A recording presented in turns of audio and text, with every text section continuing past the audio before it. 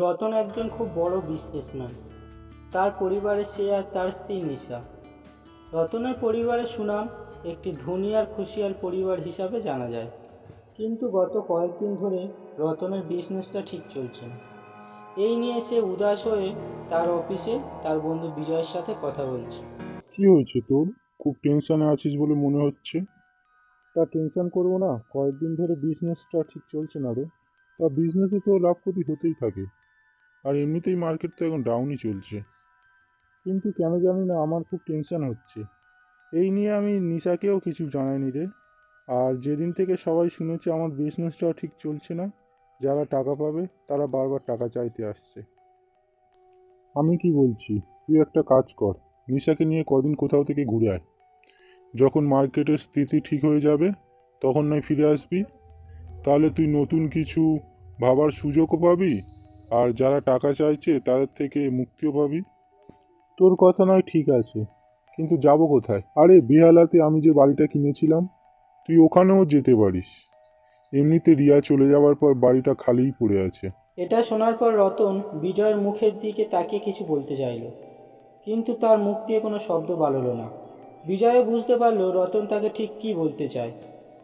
আরে চিন্তা করিস না, রিয়ার মৃত্যুটা শুধু একটা দুর্ঘটনা ছিল, এতে আমাদের সাথে ঘটে থাকা ঘটনার কোনো মিল নেই। পরের দিন সকালে রতন নিশাকে নিয়ে বেহালা চলে গেল।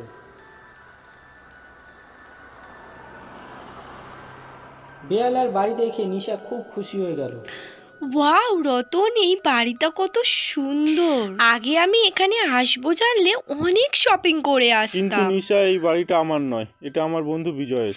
তাতে কি হয়েছে? তোমার বন্ধুর হোক বা তোমার, আমি যতক্ষণ এই বাড়িতে আছি এটা শুধু আমার। কিন্তু তোমাকে একটা কাজ করে দিতে হবে, তোমাকে একটা কাজের লোক এনে দিতে হবে সাফ সাফাই করার জন্য। কিছুক্ষণ পর রতন একটা বয়স্ক মহিলাকে বাড়িতে নিয়ে আসে। অনেক কষ্টে এই বয়স্ক মাসিকে পেলাম। জানি না কেন কেউ এই বাড়িতে কাজেই আসতে চাইছিল না। কেন, এই বাড়িতে কি আছে? বয়স্ক মহিলা খুব রহস্যময়ভাবে বলল, মেমসাব, আমি কিন্তু এখানে শুধু বিকেল অবধিই থাকবো। বিকেলের পরে আমি এখান থেকে চলে যাব।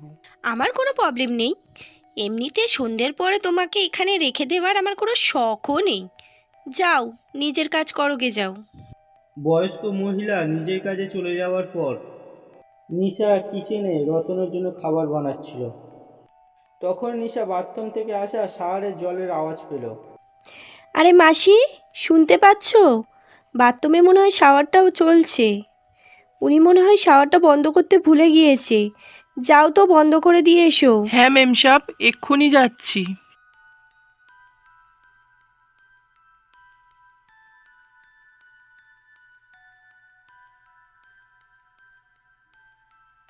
বয়স্ক মহিলা যখন বাথরুমের সামনে গেল তখন তার সামনে ঘটা ভয়ঙ্কর দৃশ্য দেখে চিৎকার করে উঠল। দেখলো বাথরুমের শাওয়ার থেকে জলের বদলে রক্ত বার হচ্ছে, আর একজন মহিলা দাঁড়িয়ে স্নান করছে, যার সারা শরীর আগুনে পুড়ে ঝলসে গিয়েছিল। বয়স্ক মহিলার চিৎকার শুনে রতন ও নিশা বাথরুমের সামনে এলো। কি হয়েছে মাসি, তুমি চিৎকার করলে কেন? রতন বাবা, এই শাওয়ার থেকে জলের বদলে রক্ত বেরোচ্ছিল। কি ভুলভাল কথা বলছো? রক্তই যদি বার হবে? কোথায় রক্ত? এটা তো জল পড়ছে। এই বলে নিশা কলটা বন্ধ করে দেয়। আমাকে বিশ্বাস করুন মেমসাব, একটা মহিলা এই রক্তে স্নান করছিল। তোমার মাথা খারাপ হয়ে যায়নি তো মাসি? এখানে কাজের লোক পাওয়া যাচ্ছে না বলে আমি তোমার এইসব ফালতু কথা শুনছি, না তো তোমাকে ধাক্কা মেরে বের করে দিতাম।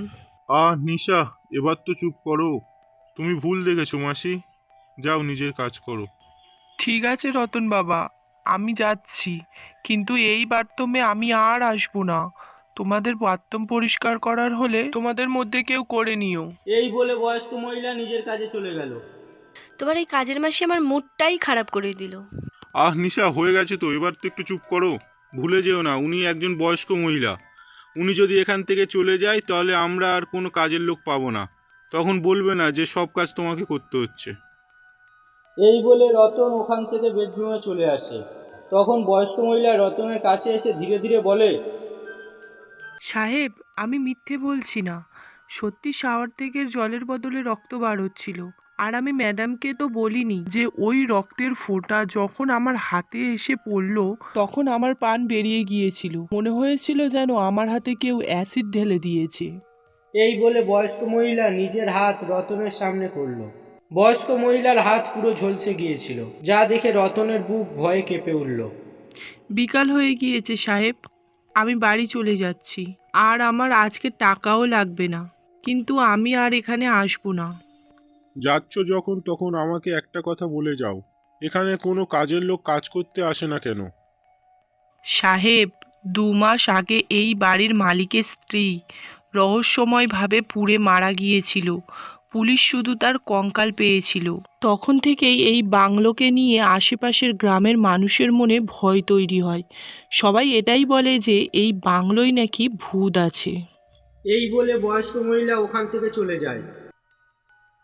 রতন তখন তার বন্ধু বিজয়কে ফোন করলো। হ্যালো রতন, তুই কোথায় আছিস? আমি এখন অফিসে। কেন, কি হয়েছে? আমার যেটা সন্দেহ ছিল সেটাই হয়েছে। কি বলতে চাইছিস তুই?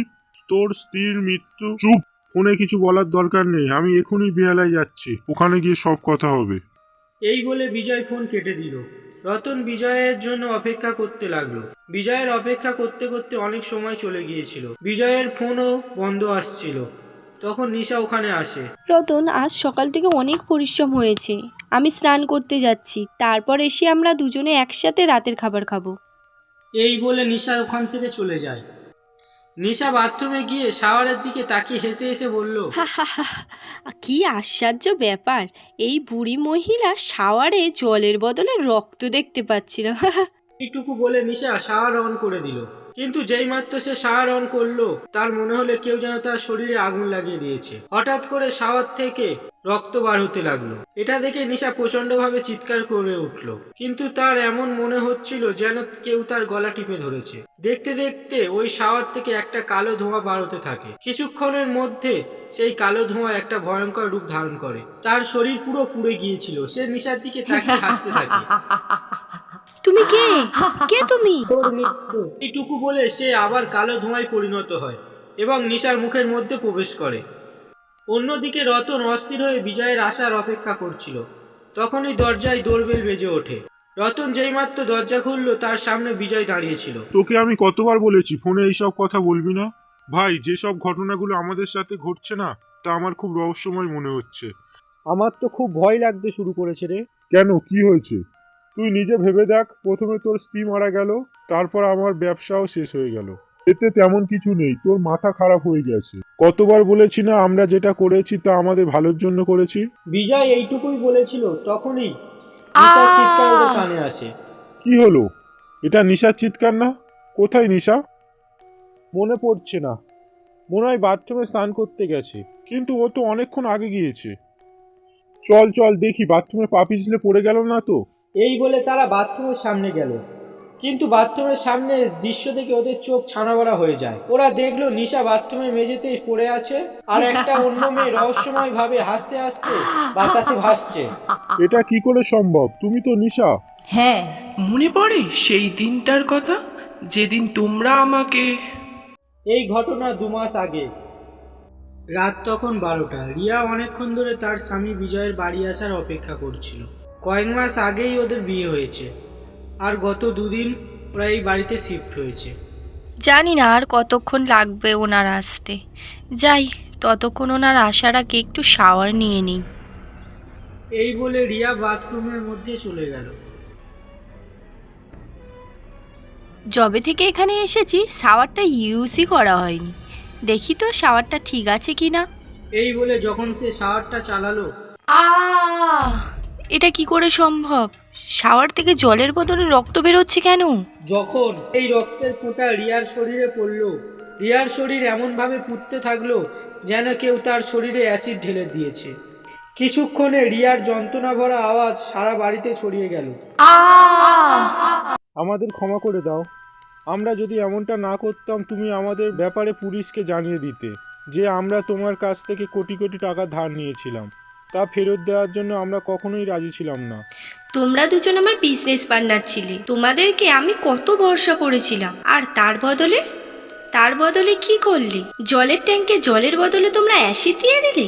আর আমি শাওয়ার অন করতেই আমার পুরো শরীর ঝলসে গেল। আর বিজয়, তুমি আমাকে এত বড় ধোঁকা দিলে। আমাকে ধোঁকা দিয়ে তো তুমি আমার বাড়িটাই লিখে নিলে। কিন্তু আমার আত্মা এখনো শাওয়ারের মধ্যেই আছে। আর যতক্ষণ না আমি তোমাদেরকে উচিত শিক্ষা দেব, ততক্ষণ আমার আত্মা মুক্তি পাবে না।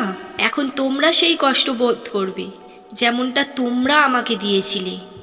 এইটুকু বলে সে নিজের মুখ খুলে চিৎকার শুরু করে এবং তার মুখ থেকে একটা কালো ধোঁয়া বার হতে থাকে। তার সাথে সাথে শাওয়ার থেকেও রক্তের বৃষ্টি শুরু হয়। যেই মাত্র সেই রক্তের বৃষ্টি ওদের দুজনের শরীরে পড়ে, ওদের শরীর পুরোপুরিভাবে পুড়ে যায়। দুদিন পর পুলিশ ওদের লাশ বাথরুমের মধ্যে থেকে পায়। গতবার একজন মহিলার লাশ এই বাথরুম থেকে আমরা পেয়েছিলাম, কিন্তু এবার একজন নয়, বরং 3 জনের লাশ আমরা এই বাথরুম থেকে পেলাম। আমি বুঝতে পারছি না যে এই 3 জন বাথরুমের মধ্যে কি করছিল। পুলিশ এই 3 জনের মৃত্যুর কেসের ফাইল রহস্যময়ভাবে মৃত্যু হয়েছে বলে বন্ধ করে দেয়, কারণ ওই বাথরুমে অ্যাসিডের কোনো ছিটেফোঁটা ছিল না।